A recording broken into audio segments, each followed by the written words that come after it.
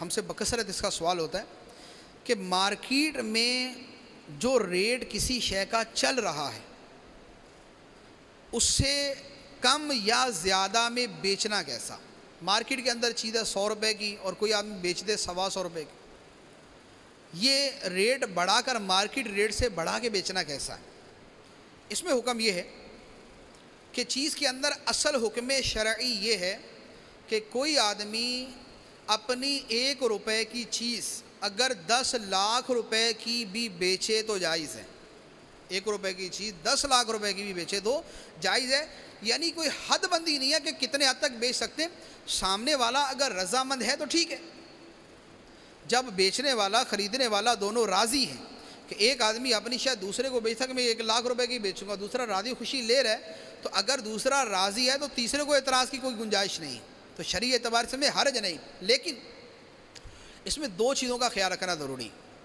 ایک تو یہ ہے کہ اس میں اگر جھوٹ بولا تو یہ ناجائز۔ مثال کے طور پہ اسے ایک چیز 100 روپے والی 125 روپے کی دی اور ساتھ یہ کہہ رہے ہیں یار مارکیٹ میں 125 گیا، گھوم کے دیکھ لیں آپ پھر کے دیکھ لیں، سب معلوم کر لیں آپ۔ تو اب کہنے والے اتنے کانفیڈنس کے ساتھ کہتے ہیں، دکاندار جو ہے وہ اتنے کانفیڈنس کے ساتھ کہتا ہے کہ وہ خریدار بولتا ہے کہ نہیں یار اتنا یہ بالکل کہہ رہا ہے تو یہ صحیح بول رہا ہوگا، خرید لیتا اس سے۔ یہ جو جھوٹ بولا یہ حرام، اور یہ ہمارے یہاں یہ بھی اتنا رائج ہے کہ اب وہ آدمی کہ جس کو خریداری کا تجربہ ہے ہی نہیں، اس کو پتہ ہی نہیں ہے کہ تاجر جو حضرات جو ہے وہ ان میں کیا کیا گر اور کیا کیا ٹرکس ان کے اندر پائے جاتے ہیں اور کیسی ان کے اندر مہارت ہے، کہ آپ کو ساتھ والی دکان کا بول دیں گے کہ بھائی دیکھیں 125 روپے کی چیز ہے، آپ کو یقین نہیں آ رہا تو یہ ساتھ والی دکان ہے، پوچھ لیں اس سے۔ اب آدمی شرم کے اندر کہ یار اتنا اب یہ کہہ رہا ہے میں کیا پوچھوں اس سے، اب وہ شرم کے اندر اس سے خرید لیتا ہے۔ تو اب اتنا کانفیڈنس اور اتنا جو ہے وہ اعتماد کے ساتھ جھوٹ بولنا، یہ بولنے والے کی ہمت ہے، ورنہ جو ہے وہ شریف آدمی سے تو اتنا بولنا ہی مشکل ہے کہ اول تو جھوٹ بولتے ہی اس کا شرم سے پانی پانی ہو جائے گا، میں جھوٹ بول رہا ہوں، جھوٹا ہو رہا ہوں میں، اور پھر اوپر سے جھوٹ اتنی دیدہ دلیری کے ساتھ اور اتنی بہادری کے ساتھ۔ تو یہ وہی ہے، وہ فارسی کا محاورہ ہے، اس کا ترجمہ ہے کہ چور بھی ہے اور ہاتھ میں چراغ بھی رکھا ہوا ہے کہ لوگوں کو پتہ چلے کہ ادھر جا رہا ہے۔ تو یہ اس طرح دیدہ دلیری کے ساتھ جھوٹ بولنا، یہ تو وہ ہے کہ ایک جھوٹ بولا اور دوسرا جھوٹ کے اندر اتنی جرت۔ تو ایک حدیث مبارک ہے، سرکار صلی اللہ علیہ وسلم نے فرمایا کہ میری ساری امت کو معاف کر دیا جائے گا سوائے مجاہرون کے، سوائے مجاہرون کے۔ عرض کیا مجاہرون کون ہیں؟ تو فرمایا کہ جو گناہ کریں، جو خفیہ گناہ کریں اور بعد میں اعلانیہ سب کو بتاتے پھریں، بعد میں اعلانیہ سب کو بتاتے پھریں۔ تو اس میں یعنی اصل کیا ہے؟ اصل یہ ہے کہ گناہ کرے اور دیدہ دلیری ہو، گناہ کرے اور اس کے اندر اس کو شرم اور اس کے اندر اس کے اوپر کوئی پشیمانی نہیں ہے، اس کو دیدہ دلیری کے ساتھ اور جرت کے ساتھ وہ گناہ کر رہا ہے۔ تو اگر علت اس کے اندر یہ ہے تو یہاں پر بھی یہی ہے کہ اتنی دیدہ دلیری کے ساتھ جھوٹ بولنا۔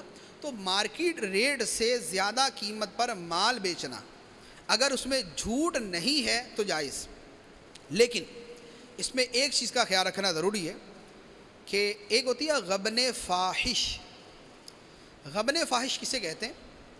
کہ 100 روپے کی چیز جو مارکیٹ میں 100 روپے کی مل رہی ہے اس کو اتنا مہنگا کر کے بیچنا کہ جتنا سننے والا بولے اتنا مہنگا، کمال ہے یار، لوٹ لیا تمہیں۔ تو سننے والا یہ کہے اگر اتنا مہنگا کر کے بیچا تو خریدنے والا اس شے کو واپس کرنے کا حق رکھتا ہے، یہ حکم شرعی، خریدنے والا اس شے کو واپس کرنے کا حق رکھتا ہے۔ تو اب مثال کے طور پہ 100 کی چیز 150 روپے کی بیچ دی، اب ایک تو یہ ہے کہ اس کو پہلے کہہ دیا کہ بھائی یہ چیز جو ہے یہ مارکیٹ میں سستی ملتی ہے لیکن میں آپ کو 150 کی دے رہا ہوں، اگر دھوکہ نہیں ہے، غبن نہیں ہے، اس کے اندر دھوکہ نہیں ہے تو پھر تو ٹھیک۔